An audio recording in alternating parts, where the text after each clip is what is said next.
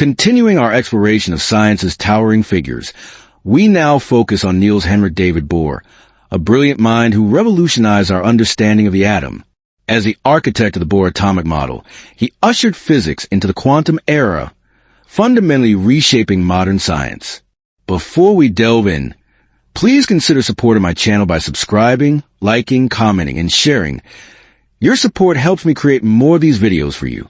Thank you so much. Born in Copenhagen on October 7, 1885, Bohr thrived in a highly intellectual environment. His father, Christian Bohr, was a distinguished professor of physiology, and his mother came from a refined Jewish family. Their home served as a hub for intellectuals, artists, and thinkers, the ideal nurturing ground for a future giant of physics. From his early years, Bohr exhibited a deep and thoughtful reasoning style, prioritizing understanding over quick, superficial brilliance. He insisted on fully grasping explanations before accepting them. This habit of questioning every assumption became the bedrock of his later groundbreaking discoveries.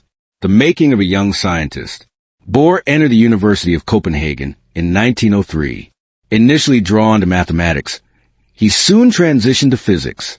As a student, he earned recognition for his pioneering work on surface tension, an early indication of his exceptional scientific insight.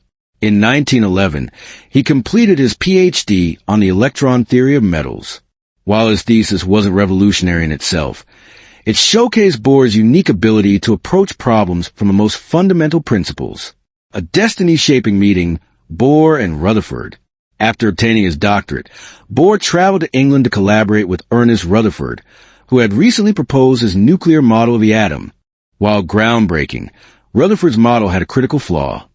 According to classical physics, electrons orbiting the nucleus should radiate energy and spiral inward, causing the atom to collapse. Yet, atoms are stable. Bohr immediately recognized this problem and understood that classical physics was no longer sufficient. Drawing inspiration from Planck's quantum theory and Einstein's ideas, Bohr formulated a daring proposition, the birth of the Bohr atomic model. In 1913, he published a 3-part paper unveiling his revolutionary atomic model. Electrons occupy specific, stable energy levels, where they do not radiate energy. Energy is emitted or absorbed only when electrons transition between these energy levels. The light emitted during these transitions has a wavelength determined by the energy difference between the levels. This elegantly explained the spectral lines of hydrogen, a puzzle that had baffled scientists for decades. Bohr's model revolutionized physics and laid the foundation for quantum mechanics, transforming the invisible atom into a mathematically understandable entity. Rise to global fame. Bohr became an international sensation, receiving widespread recognition, and, in 1922, the Nobel Prize in Physics for his groundbreaking work on atomic structure. His institute in Copenhagen became the epicenter of modern quantum mechanics, attracting brilliant young minds like Pauli, Heisenberg, Born, and others. As we continue the story of Niels Bohr, we now enter one of the most dynamic and revolutionary periods in the history of science. The era when the Copenhagen Institute, under Bohr's guidance, became the birthplace of modern quantum mechanics.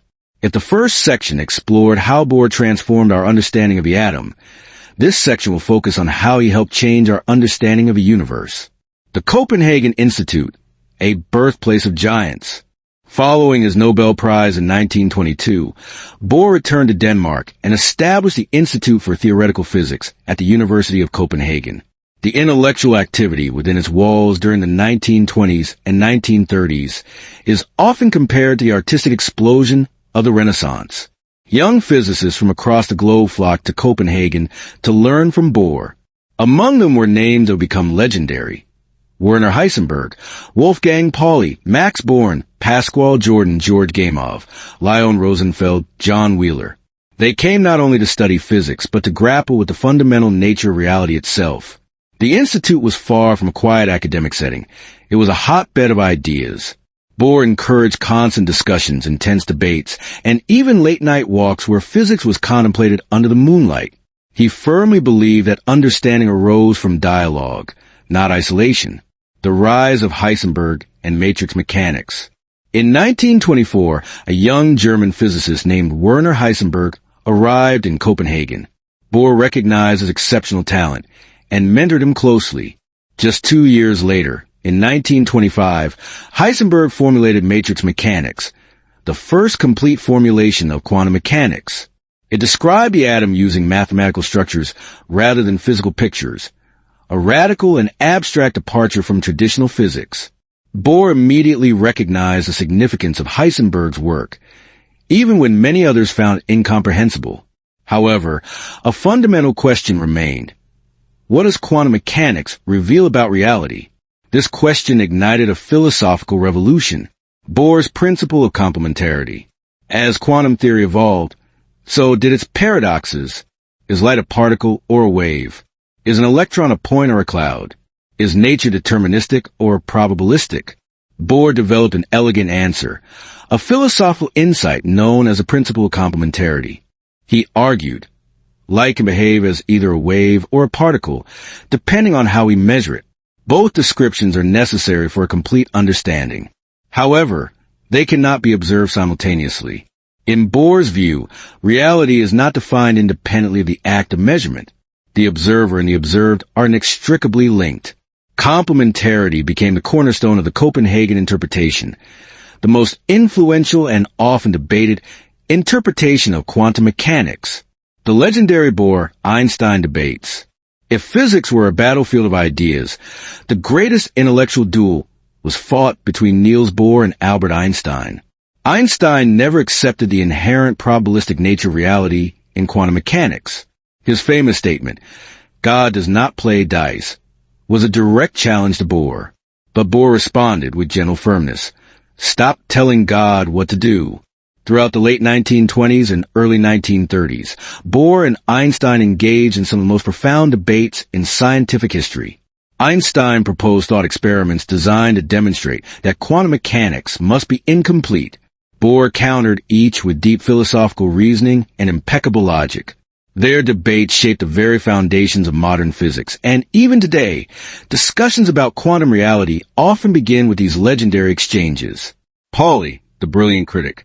Another central figure at Copenhagen was Wolfgang Pauli, renowned for his brilliance and his razor-sharp criticism.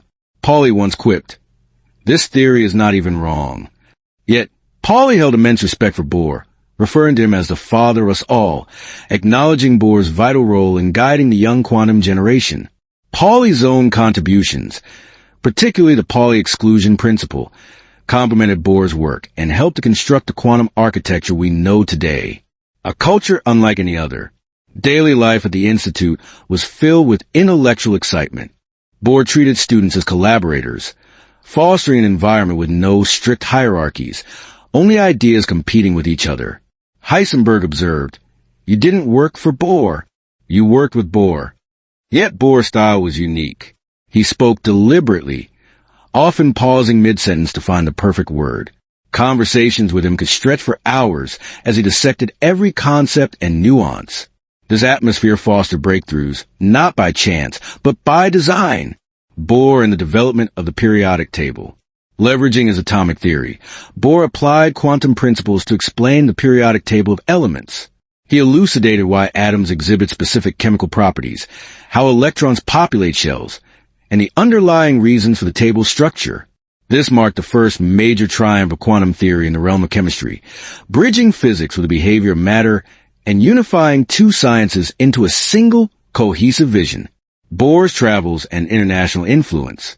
Throughout the 1920s and 1930s, Bohr traveled extensively, lecturing across Europe and America and shaping scientific thought wherever he went. He cultivated friendships with many leading scientists and became an ambassador for quantum theory.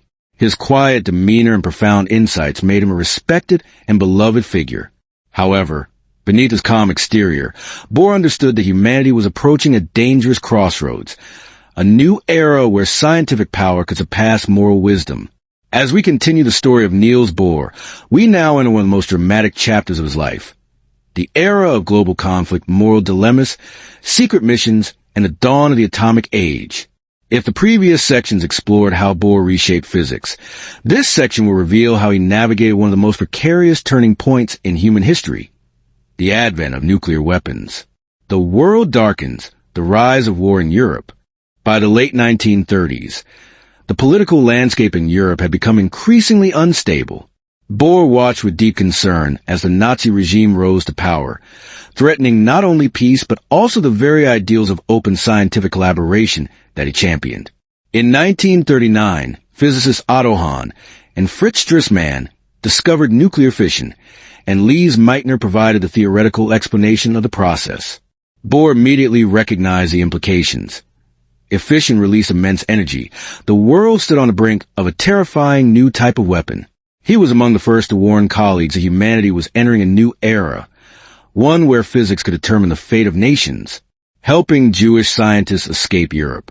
Because of his Danish-Jewish heritage through his mother, Bohr understood the horrors awaiting Jewish scholars under Nazi rule. Throughout 1930 to 1943, he quietly assisted dozens of physicists and their families in escaping occupied territories, arranging visas, and academic positions abroad. Bohr never publicized these acts of kindness, but many physicists later acknowledged that they owed their lives and their careers to him. Denmark under Nazi occupation. In April 1940, Germany invaded Denmark. Bohr suddenly found himself living under Nazi rule. Although he was allowed to continue working at the Institute, he was under constant surveillance. Even more alarmingly, the Nazis sought uranium for their own atomic program. Bohr and his colleagues realized they had to protect sensitive materials, including 2 Nobel medals belonging to Max von Laue and James Franck, which had been sent to Copenhagen for safekeeping. Possessing gold from Germany could lead to their arrest. So, chemist George Hevesy dissolved the metals in aqua regia, leaving a flask of orange liquid on a shelf in the Institute. After the war, the gold was recovered and recast into new Nobel medals. Bohr later chuckled about the incident, but he knew how close they had come to disaster. Bohr's escape from Denmark. By 1943, the Nazis planned to deport Danish Jews. Because Bohr was half Jewish, he too was in danger. In a daring rescue operation, the Danish resistance helped him escape. He fled by fishing boat to Sweden under the cover of darkness, while German patrol boats searched the waters.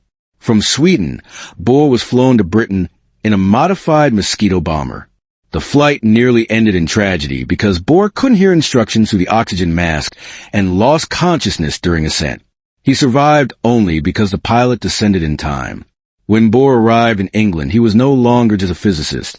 He had become a key figure in a global struggle, the race to control nuclear power.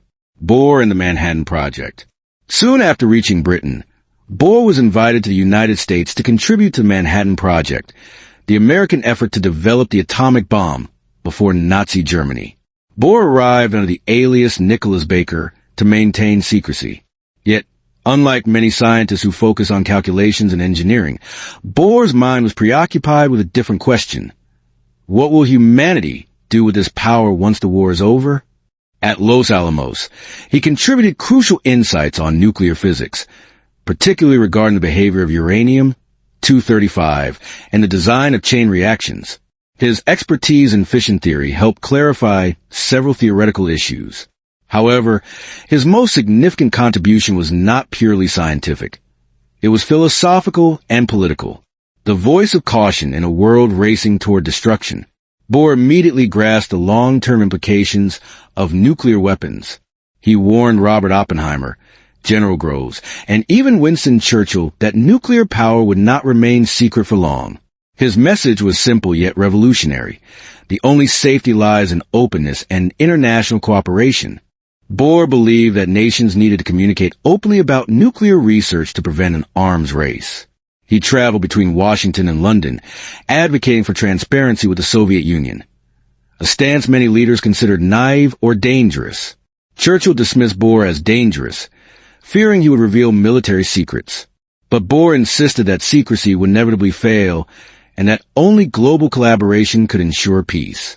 History would later prove him right. Seeing Hiroshima from afar. On August 6, 1945, the atomic bomb was dropped on Hiroshima. Bohr was in the United States at the time. Although he knew the weapon would be used, he was devastated. He did not celebrate victory.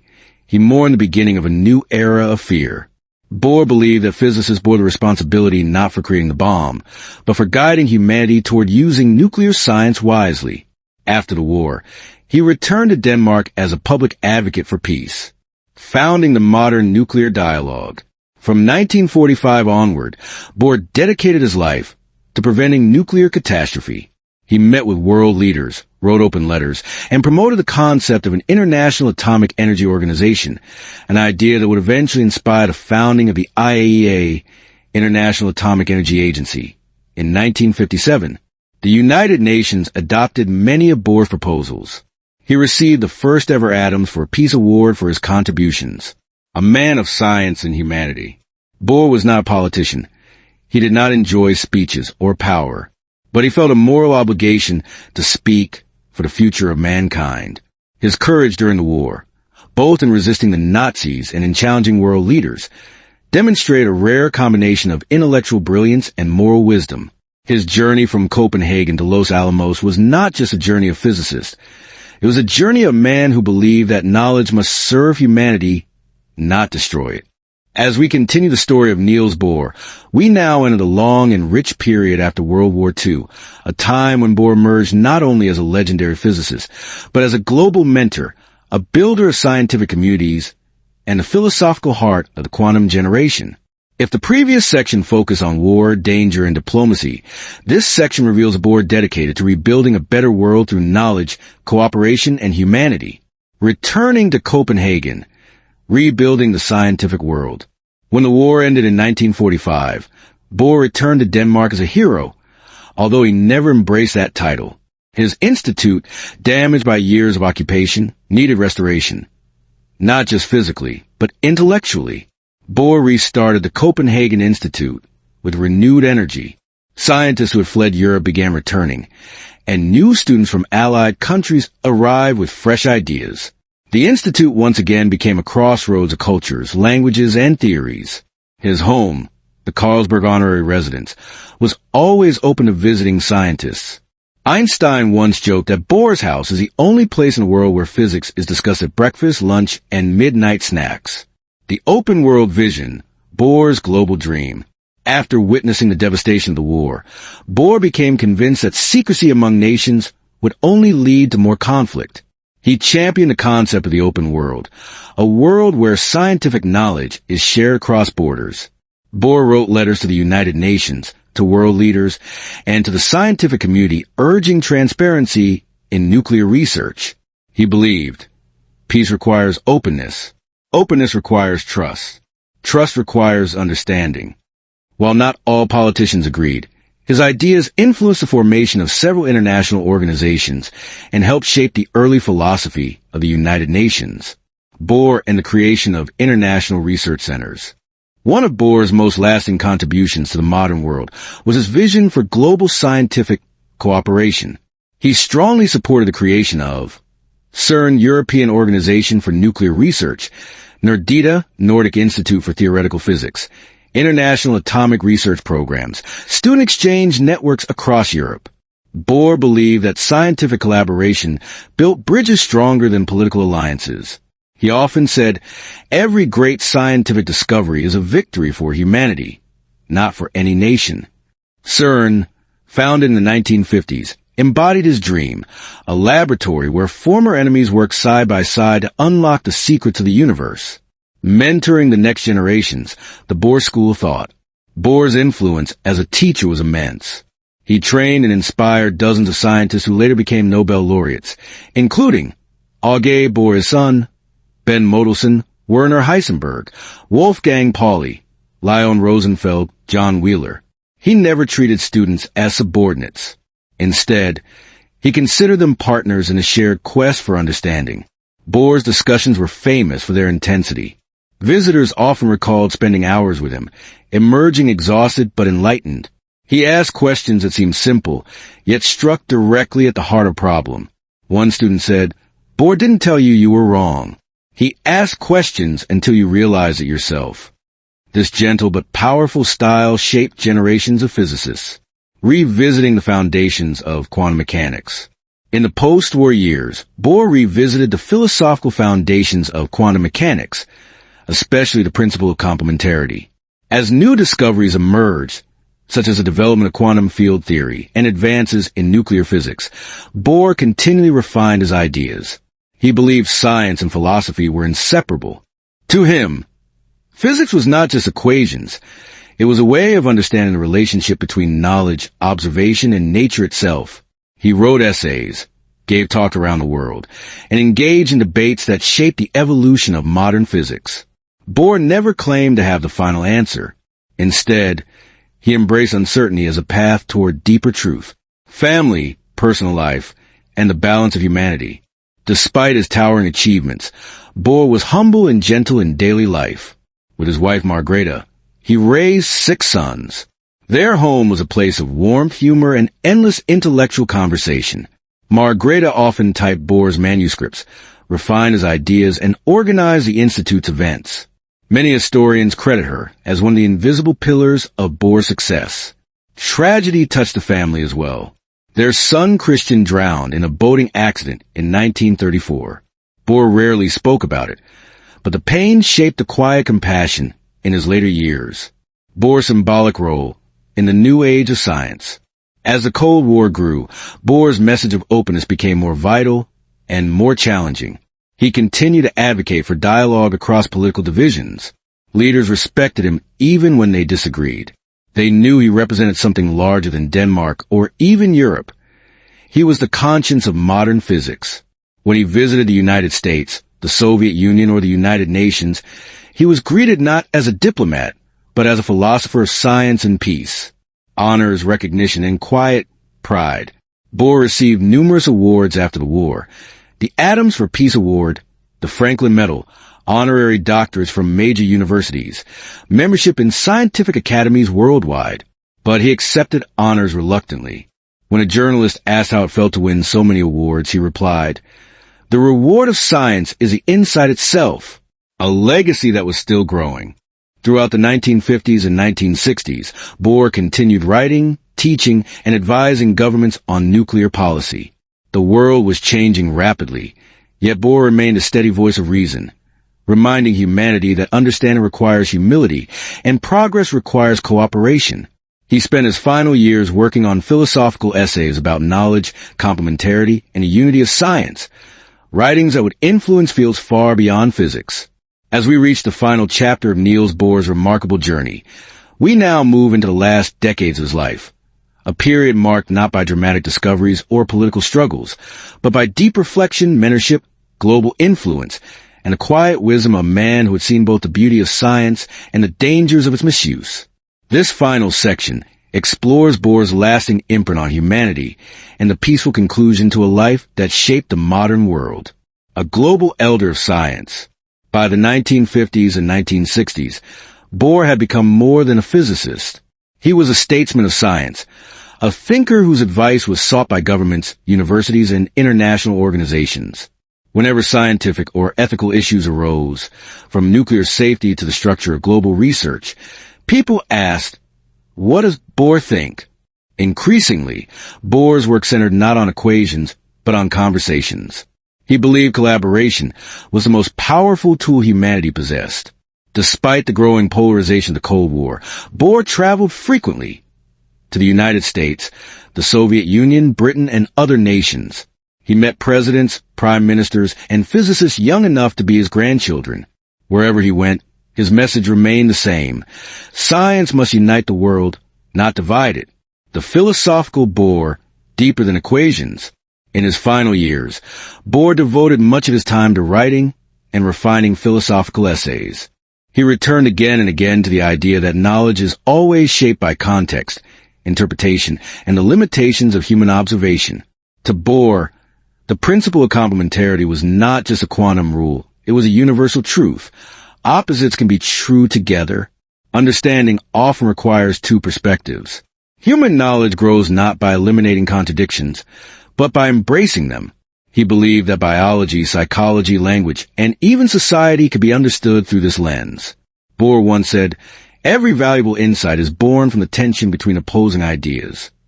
This perspective influenced not only physics but also philosophy, cognitive science, and the study of complex systems. The family man behind the scientist. While the world saw Bohr as a giant of physics, at home he was gentle, humorous, and deeply affectionate. With his wife Margreta, his lifelong partner, he shared a relationship built on trust and intellectual companionship. She continued typing his manuscripts, organizing his lectures, and offering thoughts that often clarified his ideas. Their 6 sons grew up in an environment filled with conversations about nature, politics, and morality. Auge Bohr, their second son, later won the Nobel Prize in Physics, extending the Bohr legacy into the next generation. Bohr's home in Copenhagen remained a haven for scholars from around the world. Guests described evenings filled with warmth, tea, and discussions that ranged from quantum physics to poetry, recognition, and quiet humility. Though Bohr received countless awards during his lifetime, including honorary doctorates and international medals, he rarely spoke about them. When asked what achievement he valued most, he answered simply, "The friends I've made in science." This humility was not false modesty. Bohr genuinely believed that knowledge belonged to everyone, not just a select few. His influence extended far beyond Denmark. He became a symbol of integrity, a scientist who placed humanity above ambition. The autumn of his life, wisdom without bitterness. As age and illness began to slow him down, Bohr remained mentally sharp and endlessly curious. He continued attending seminars at the Institute, even when he could no longer stay for long. Young physicists sought him out for guidance, and he listened patiently, asking questions more than giving answers. He never acted like a monument. He preferred to stay human, approachable, and quietly thoughtful. Bohr often said, "Every day, I learn that I know less than I thought." To him, ignorance was not a weakness. It was an invitation to explore further. The final days. By 1962, Bohr's health began to decline steadily. He spent more time at his home in the Carlsberg residence, surrounded by family, writing, and the peaceful gardens he loved. He continued working until the end, finishing essays, discussing ideas with visitors, and reflecting on the future of science. On November 18, 1962, Niels Bohr passed away in his sleep at age 77. There was no drama, no prolonged suffering, just a quiet and gentle departure, fitting for a man who spent his life seeking clarity and understanding. His funeral in Copenhagen was attended by dignitaries, scientists, students, and ordinary people who admired him not only for his genius but for his humanity, a legacy that shaped In today's modern world, Niels Bohr's profound influence resonates in almost every facet of contemporary science. From the intricate workings of quantum mechanics to the power of nuclear physics, from the structure of chemistry and the periodic table to the very philosophy that guides scientific inquiry, his impact is undeniable. He also played a key role in nuclear policy and diplomacy, as well as fostering international collaboration, most notably in the establishment of CERN. However, Bohr's most enduring legacy transcends any specific equation or discovery. It lies in the very way scientific inquiry is approached. He championed the principles of open knowledge sharing, emphasized that collaboration is indispensable, and underscored that humility is paramount to true wisdom. Above all, he believed that human values should always be the guiding force behind innovation. His timeless words continue to inspire generations. Prediction is difficult, especially about the future. Opposites are complementary, not contradictory. The task of understanding is never-ending. Niels Bohr bequeathed to the world far more than just a model of the atom. He left behind a blueprint for how a scientist should live, with insatiable curiosity, unwavering integrity, deep compassion, and unyielding dedication to the pursuit of peace. The quantum world he helped to pioneer continues to expand, revealing ever deeper truths about the universe.